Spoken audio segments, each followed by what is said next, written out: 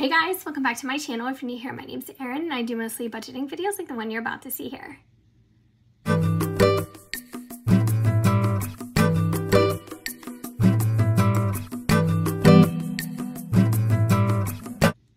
don't know why I said that because this isn't really so much budgeting as it is planning, but it does affect my budget, and this is our dinner plan for the week. So if I go into my budget planner, this is a tool notebook cover that I use. I also have several printables in here that I create on my own, and you can download them if you're a subscriber to my channel, and you can utilize them for yourself and create your own budget kit, budget workbook, and you can track all the same things that I do.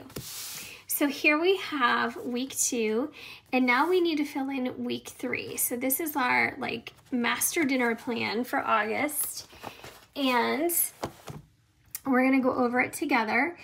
And then I use this pretty much as my guide when I'm creating my grocery list. So for instance, if I see grilled chicken Caesar salad and garlic bread, I first have to think, do we have chicken? Do we have chicken to grill? Do we have romaine lettuce, or do we have a salad kit? If we have lettuce, do we have the dressing? Do we have croutons? Do we have Parmesan cheese? All the things that you need, do we have black pepper? All the things that we put on a Caesar salad. Do we have garlic bread? If we don't have frozen garlic bread, do we have bread that I can just make my own garlic bread? And if we don't have any of the ingredients that are necessary for this dinner, I add it to my list. And that's how it helps me organize myself at the grocery store. And it also helps me stay on track and kind of forecast what my budget is for the week for all the things that I need to buy. So sometimes I budget a little bit too high for our groceries, and sometimes I budget a little bit too low. It just depends on what we're doing and what we're having. If we're eating out more that week, if we're eating out less, there's a lot of factors that weigh into it. Now, the other thing, obviously, that we grocery shop for are food for lunches and, sometimes breakfast. I don't eat breakfast, but the rest of my family does.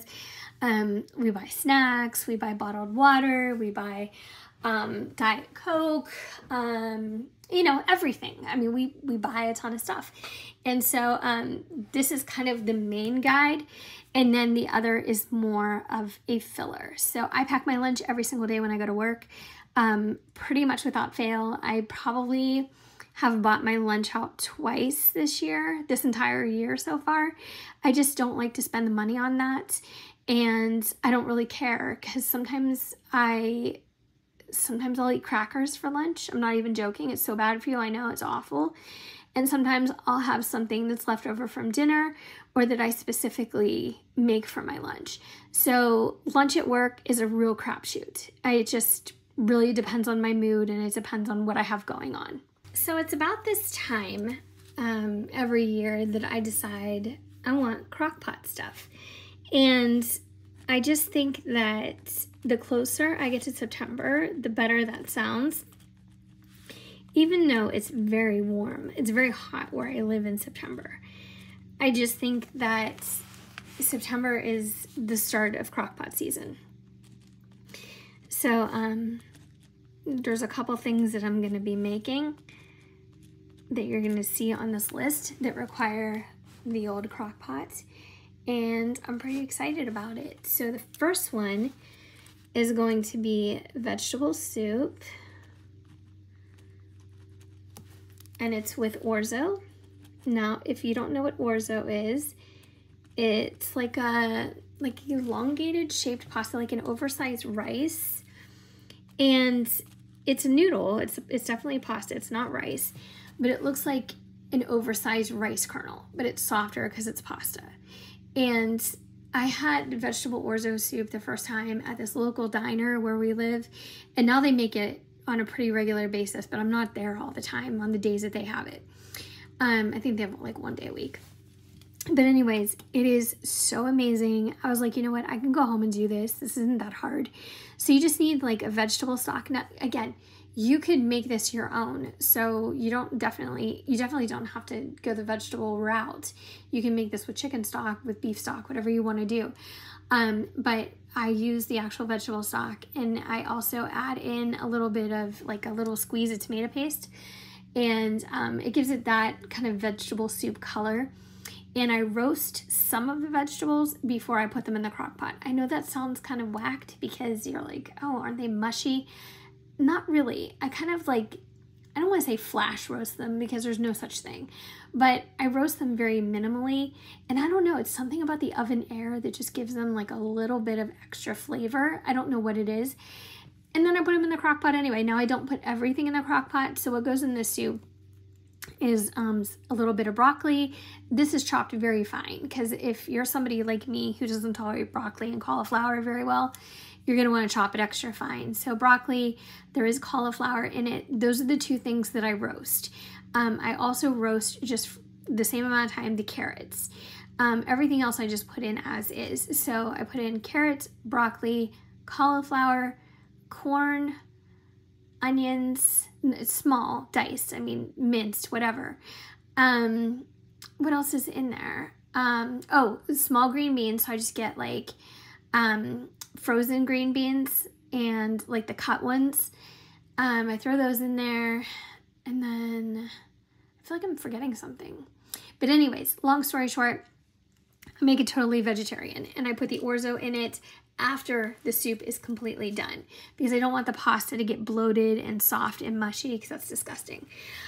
So the second thing is we are going to have pasta and meatballs. So we've had some ground beef in the refrigerator that my husband wanted to use up.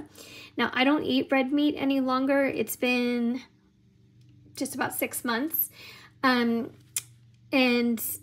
I don't know what I'll have. I'll just have some pasta. Now, if there is like a meat base in something, like if the sauce has meat in it, it's not like I won't eat it. I will. I just avoid the red meat itself. So this isn't like anything religious. It's not anything super dietary restrictive. It's just my choice. And I'm just off red meat. So it happened earlier this year when I got the flu really bad. And that's the last thing I ate. And I was so sick. I ended up in the hospital from severe dehydration. And I had a horrible fever and my heart went crazy. And after that, I was like, ugh, like red meat. And I just, we couldn't be friends anymore. And ever since then, I've just never wanted it again. Isn't that crazy? So chicken and rice bake, you guys have all made this, I'm sure, unless you're vegetarian or vegan. You know, you mix the chicken with some cream of mushroom or cream of chicken soup. You could do cream of mushroom soup, or you could do one of each. You mix the rice uncooked. You put it all in there. You can add a little bit of chicken stock or a little bit of water just so the rice cooks thoroughly. Then you put your raw chicken breast right on top of it, and you season it up with like, I don't know, paprika, pepper. You don't need a lot of salt because there's salt in the soup. Whatever you like, and then you cover it and you bake it for like 45 minutes, and then you bake it a little longer uncovered. It's so good. It's just like that homey food, which I guess is the theme this week. And then we're going to have crock pot shredded chicken tacos. Now, you guys have made this, right? Again, unless you're vegan or vegetarian. This is where you just put in a couple of chicken breasts. You put in a couple raw chicken breasts in your crock pot. You also add a whole jar of salsa and a whole packet of taco seasoning, or if you make your own, you can just season it up however you like it. I use store-bought taco seasoning, but I do get the low sodium now. And it's so good. And then I add a can of black beans, fully drained, and that's pretty much it. And I just let it cook all day. And when I get home, it's ready to go. And then we have the little mini tortillas, you know, the taco size ones. And we have like all the stuff you would put on a taco. We have shredded cheese and lettuce and sour cream if you like that, and all kinds of stuff. It's really good. Once in a while, I'll throw a can of corn in this too. It's so good like that. And then Friday, we're just going to have pizza. And then Saturday, we are going out for my nephew's birthday dinner. So So we budgeted for that. And then on Sunday, we're gonna have grilled shrimp. No, this is just the opposite. My husband isn't really a seafood person. Now, he has eaten shrimp. He has eaten seafood before. He just doesn't love it, and he probably will not eat this. So it's just the opposite. When we have red meat, I have to like figure out what the heck am I gonna have. But this time he'll have to figure it out. All right. So we're having grilled shrimp, rice, and roasted Brussels sprouts. Make sure I put the S on the end of my Brussels sprouts.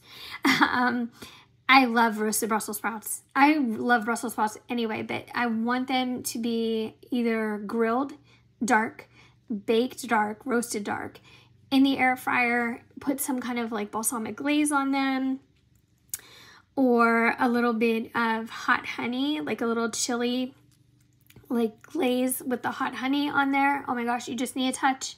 That's all you need. It is freaking amazing. If any of you have a Longhorn Steakhouse by you and you haven't tried their Brussels sprouts, try them because they're life-changing. They are the best Brussels sprouts I've ever had. I want to say they're probably flash fried because they have really crispy layers to them, but they're not coated. They're like not like breaded and fried. But oh my gosh, the flavor, and that's where I first had them with like the hot honey. There's like a chili honey. Again, it's not a lot. It's not like a glaze. It's not heavy. It's just a touch, and it is amazing. So that's our dinner plan, and I am going to plan accordingly with the grocery shopping. And that's it. So I hope you enjoyed this video. I enjoyed making it for you. And of course, I hope I see you guys in my next one. Take care.